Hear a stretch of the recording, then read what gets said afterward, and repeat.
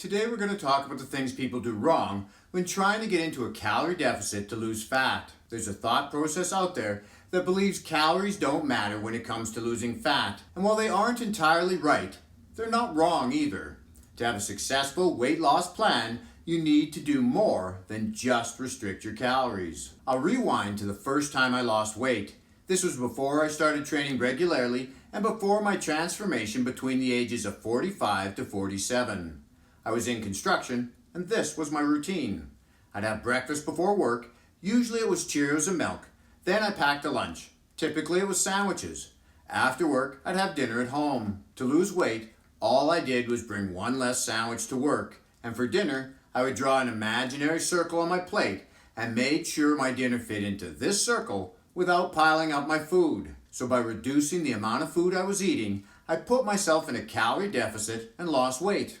I ended up weighing less than I do now, but no six-pack, because weight loss and fat loss are two different things. One of the mistakes I made was I didn't eat mindfully. Often I'd be starving around 11 o'clock and I'd have to tough it out for the next hour until noon when I could eat again.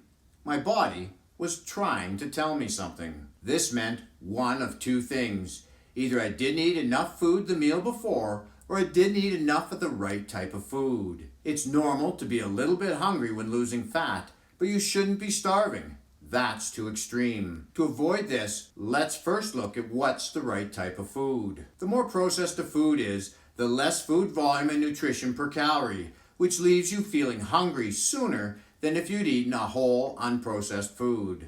For example, a slice of white bread, like I would have been eating in my sandwiches, is around 46 grams, and it can be anywhere from 100 to 121 calories for just one piece, where a potato that weighs 148 grams has only 110 calories with over 3 times the weight. It feels more substantial in your stomach and digests slower. Coincidentally, potatoes rate the highest on the satiety index. The next mistake I made was not correctly spreading out my food during the day. At dinner time, I sat down to eat because it was dinner, not because I was hungry. So I could have eaten a little less at the meal before dinner and used these extra calories in the meal before lunch to keep me from feeling like I was starving an hour before lunchtime. And by dinner, I'd be ready to eat. Something else I was doing wrong is I wasn't training. Being in a calorie deficit can cause your metabolism to slow down and a loss of muscle mass, making losing body fat even more challenging. To counteract this, we need to be more active, adding in not only cardio, but also resistance training to ensure we're losing body fat and not valuable muscle mass. Another way we can protect our muscle, whether we are training or not, is to eat more protein. Having protein at every meal helps us feel full longer, enabling us to get the most out of every calorie consumed. One of the things I did right is I had a very rudimentary system of calorie tracking or portion control. Without some form of monitoring your food intake, how do you know you're in a calorie deficit? What I didn't do is manage the macronutrients I was taking in, making sure I was eating an appropriate amount of protein, fats, and carbs to reach all of my nutritional needs. Just reducing calories could leave you nutritionally deficient.